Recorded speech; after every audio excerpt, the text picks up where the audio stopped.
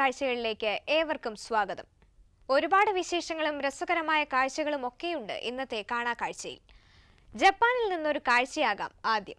നമ്മുടെ നാട്ടിലാണെങ്കിൽ ഒരു ലോട്ടറി അടിച്ചാൽ മതിയാകും ഭാഗ്യവാനെന്ന് പേര് കിട്ടാൻ. എന്നാൽ ജപ്പാനിലെ കാര്യം അതല്ല. ഭാഗ്യവാനാണെന്ന് തെളിയിക്കാൻ ഓടിത്തോൽപ്പിക്കണം. ഇതിനായി ഒരു കൂട്ടയോട്ടം തന്നെ സംഘടിപ്പിക്കും ഇവിടെ. ഇതിൽ ജയിക്കുന്ന വ്യക്തിയാണ് ജപ്പാനിലെ ലക്കി മാൻ.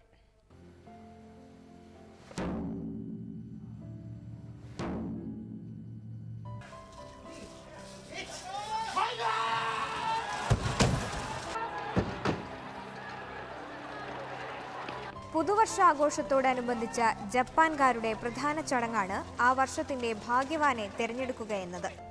ജപ്പാനിലെ നിഷിനോമിയ ആരാധനാലയമാണ് വേദി. പുലർച്ചെ 6 മണിക്ക് ഇടിമുഴക്കം പോലുള്ള ശബ്ദം മുഴങ്ങിയതോടെ ആരാധനാലയത്തിന് പുറത്തുള്ള വലിയ ഗേറ്റ് തുറന്നു. തുറക്കേണ്ട താമസം ആളുകൾ പാഞ്ഞോടുകയാണ്. 260 മീറ്റർ അപ്പുറത്തുള്ള ആരാധനാലയത്തിന്റെ പ്രധാന പവലിയനാണ് ലക്ഷ്യം. ഇതിനിടയിൽ ചിലർ വീഴാൻ തുടങ്ങുന്നുണ്ട്. അതൊന്നും ആരും മൈൻഡ് ചെയ്യുന്നതേയില്ല. 1000-ലധികം ആളുകളാണ് ഈ കൂട്ടയോട്ടത്തിൽ പങ്കെടുത്തത്. എല്ലാവരുടെയും ലക്ഷ്യം ഒന്നു മാത്രം, നിഷിനോമിയുടെ പ്രധാന വേദി.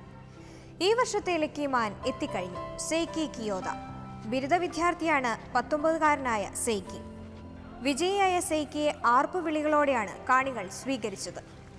ക്യാമറ ഫ്ലാഷുകൾ മിന്നിമറഞ്ഞു. സെയ്ക്കി കിയോദയെ കൂടാതെ 2-3 സ്ഥാനങ്ങളിൽ എത്തിയവരും മുന്നോട്ട് വന്ന് മുട്ടുകുത്തി നിന്നു.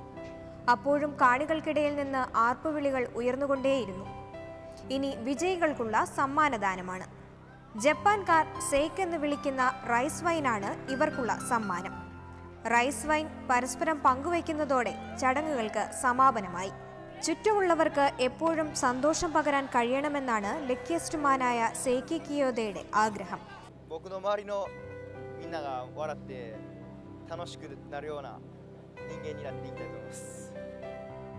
വ്യാപാരികളുടെയും ബിസിനസ്സുകാരുടെയും കാവൽക്കാരനായ ഗോഡ് എബിസുവിന്റെ ഓർമ്മയ്ക്കാണ് ജപ്പാൻകാർ ഈ ആഘോഷം സംഘടിപ്പിക്കുന്നത്. 14-ാം നൂറ്റാണ്ട് മുതൽ പ്രദേശവാസികൾ ഇന്നേ ദിവസം അനുഗ്രഹം തേടി ആദ്യം ഇവിടെ എത്താൻ ശ്രമിച്ചിരുന്നു. പിന്നീട് അത് ഒരു മത്സരവും ഒപ്പം സംസ്കാരത്തിന്റെ ഭാഗമായും മാറുകയായിരുന്നു.